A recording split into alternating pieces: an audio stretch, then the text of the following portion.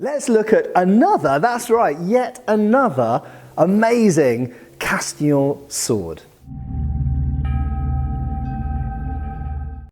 Hi folks, Matt Easton here of Schola Gladiatoria. Now I'm here at Olympia Auctions looking at some of the lots that are in the upcoming sale on the 4th of December 2024, and this is one of the amazing swords that's coming up in that sale, and I was so excited when I saw this in the sale because I've known this sword from publications and photographs probably since I was about 18 years old, which I'm sad to say is 30 years ago now. So this sword I have always thought is absolutely gorgeous. The proportions, the shape of it, even the length of it, it's just awesome. And honestly, I never really thought that I'd be able to get my hands on it, but here I am holding it, holding one of my, at least to look at, because I've never handled it before, one of my favorite medieval swords. So hopefully you've seen all my previous videos talking about the Castillon or Dordogne group of swords. So roughly 80 swords came out of the River Dordogne, probably in the late 60s, maybe early 70s. We don't know, it's shrouded in mystery. And these found their way onto the antique market, where some of them were bought by museums and ended up in places like the Royal Armouries, and some of them ended up in private hands. And this was one of those that ended up in private hands. That being said, it was published by the famous, legendary Ewart Oakeshott. And so that's how I knew about it, because I'd read Ewart Oakeshott's articles in the Park Lane Arms Fair catalogues all those years ago, and this was one of the swords where he writes very good articles about the Castillon swords, and this was one of the swords featured. Now in the previous video, which you can consider this part 2 really, in the part 1 we saw this amazing sword which is part of the Group A. So the Group A swords, as you can see, have broad tapered Type 18 blades, usually straight cross guards with little turned up ends, and they have wheel pommels. Now this sword here with the fishtail pommel is part of the Group B swords. So these are actually really good examples to have to hand, because they are both quite representative of how Group A and Group B have been defined.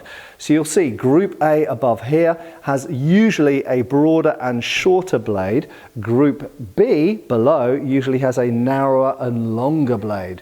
I'll give you the full measurements for this Group B fishtail sword here in a minute, but just to give you a rough idea of size, the blade is about 36 inches long. Don't worry, the stats will be given in metric because they're more, I think they're easier for more of my viewers to follow. So, Group A, Group B, and what's interesting is this amazing horde of swords that came out of the River Dordogne supposedly. Essentially, almost all of the swords, or most of the swords, about 95% of them, consist of either Group A or Group B. And they fit into one of these two types. And most of them are arming swords, because of course in the 15th century, the majority of swords were arming swords. That's not to say there weren't some outliers. So there are other types of crossguard and other types of pommel in this group, and there are some long swords, there are also some daggers, but the majority of the finds were either Group A arming swords or Group B fishtail pommeled arming swords, like this example we're looking at here. So both the Group A and the Group B both have Ewart Oakeshott typology Type 18 blades. That is, they taper more or less directly to a point, but with slightly bowed out edges. If they were in a dead straight line, that would be Type 15, but these really are Type 18 blades. But what differentiates, apart from the fact that these blades of the Group B are slightly narrower and slightly longer, what really immediately differentiates the Group A from the Group B for most people is the fishtail pommel instead of the wheel pommel, and these guards with little knobs on the end. So we'll come to some details of the hilt in a second. Now it should also be said there is another difference between these groups, and you'll notice instantly that the Group B have longer gripping areas. So much so, in fact, that the long swords that are from this Castillon group are predominantly of this Group B type. I won't call this a longsword, but I'll come back to that in a second. Just to point out that the Group A type with a wheel pommel, you'll notice this has a 9 centimeter grip and it fits the hand quite snugly. So my hand fits like I say, snugly into that hilt with no real extra space. So this is very much a one-handed sword. So what is this other one? So it's interesting because this blade, being over 36 inches long, is kind of long enough to qualify as a longsword in terms of the blade type and length. And in fact, we find blades on longsword hilts in this group. But this hilt, in my opinion, is not quite long enough to really qualify it as a longsword hilt. That being said, I can, because of the design of the pommel, grip it with another hand here. So we could use the term bastard sword or hand and a half sword for this sword. I would argue that this is, from its balance and weight and everything else, this is, you know, the grip length, is predominantly a one-handed sword and was probably always intended to be used predominantly as a one-handed sword.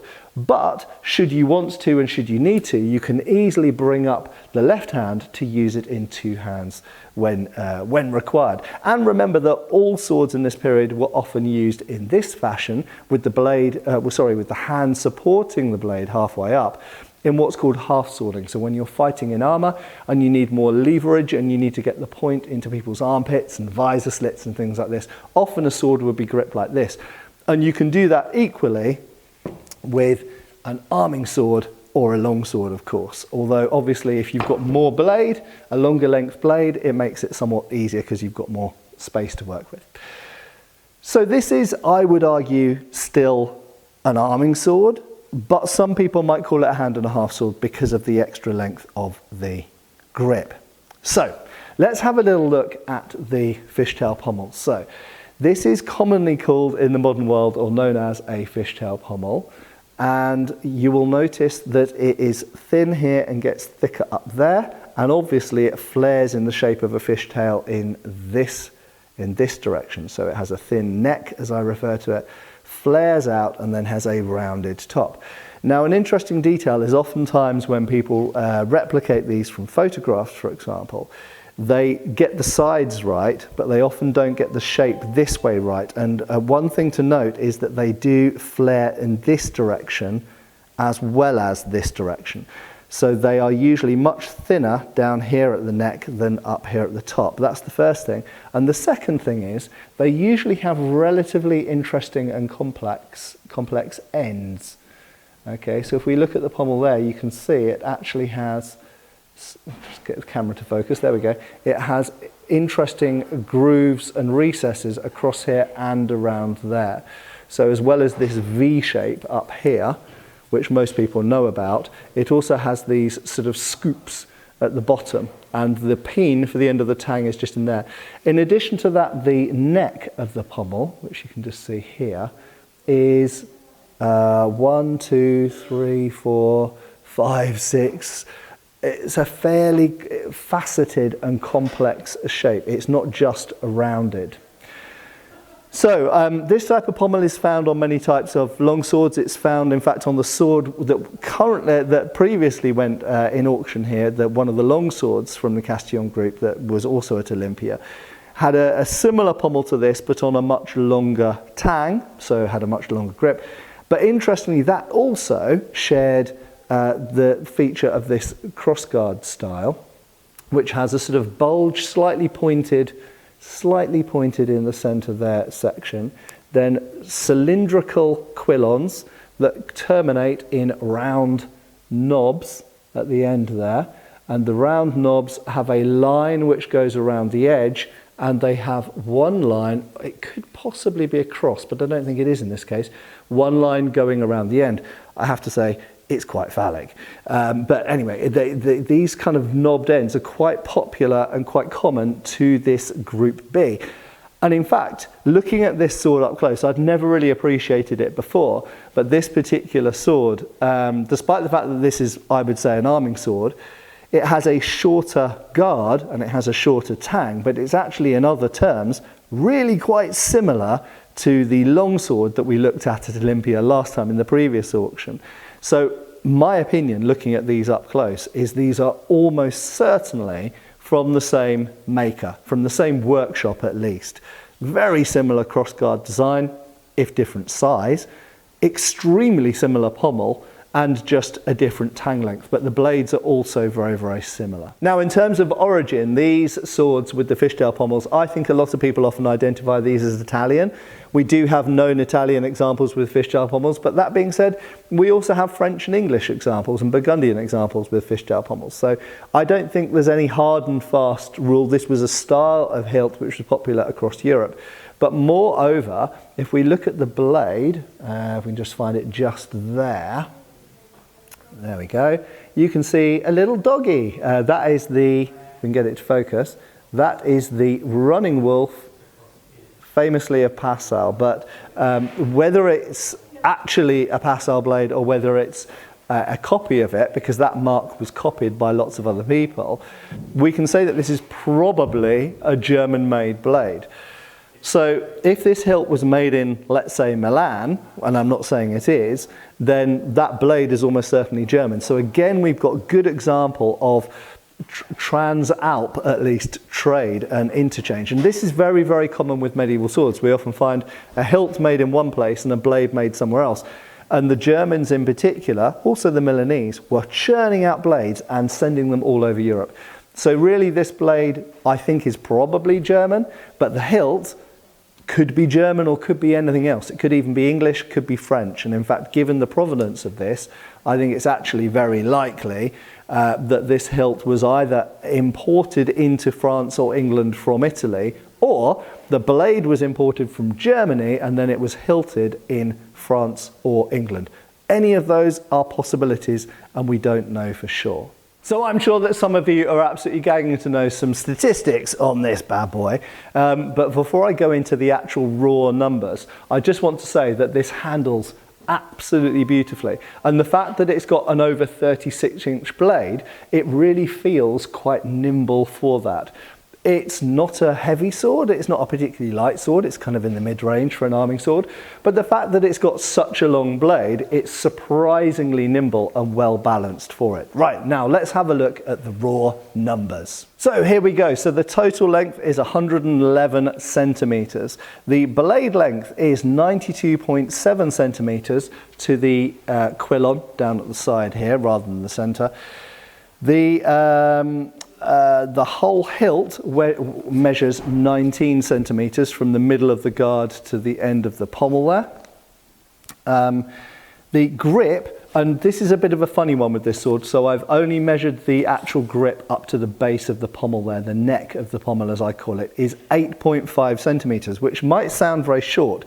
That's as short as a Viking era grip. However, you have to bear in mind that with this particular type of pommel, you have a large gripping area, as we talked about. So the fact that the grip is only 8.5 centimeters is more or less irrelevant because you've got a lot longer than that when you include the pommel as well.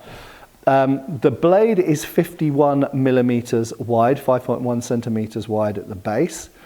Now, the distal taper. This surprised me. Yet again, surprising distal taper. And I'm finding more and more interesting information from medieval swords by studying the distal taper. So first up, the base of the blade right here, and I can't measure the tang because the tang's inside the replaced reconstructed grip. And that's important, by the way, this is not the original grip. So I can't measure the tang because it's hidden, but the base of the blade here is 6.9 millimeters.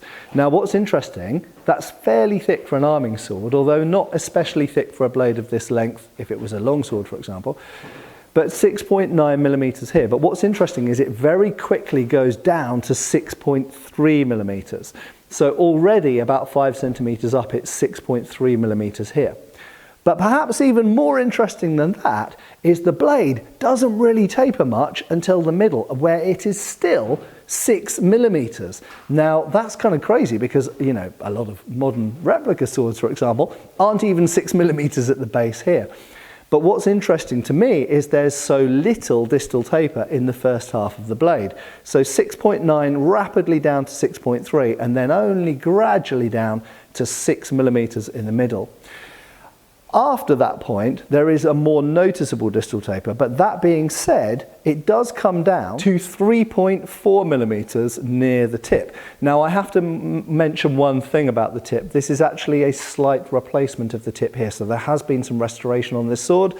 Clearly it had a grip added to the tang at some point in its life, probably in the 80s would be my guess. But in addition, it had clearly lost the very end of the tip here. But the reconstruction, I believe, is very accurate based on the taper of the blade. And so the lengths that I have given have measured the reconstructed tip, which I think would be accurate to the original tip. But I actually measured the thickness before we get to the reconstructed tip, which is about the last 2 centimeters of blade. And the thickness there is 3.4 millimeters. So, what does that mean? What surprised me was that there isn't greater distal taper. The fact is that 6.9 quickly down to 6.3 and then staying all the way to the middle of the blade still being 6. And then between here 6 down to 3.4. So the distal taper that is in this blade is really in the foible or the end part of the blade up here. It really doesn't have very much distal taper and is very thick here. The end result of that is what you've got is you've got a heavily tapered blade in this direction in silhouette, but it's a very stiff blade. So once again, much like with the Group A wheel pommeled arming sword, they've actually, despite the fact that these are 2 different groups of sword and this has a shorter, broader blade, they've actually got a similar type of distal taper, and they are both extremely thick and stiff blades. Now, I think this is highly indicative of the type of combat that we see in the mid to late 15th century, where a lot of soldiers are fighting in a high degree of armour. Even archers are wearing mail shirts and brigandines, similarly with billmen. But of course, the fully armoured man-at-arms or knight is fighting in full plate harness.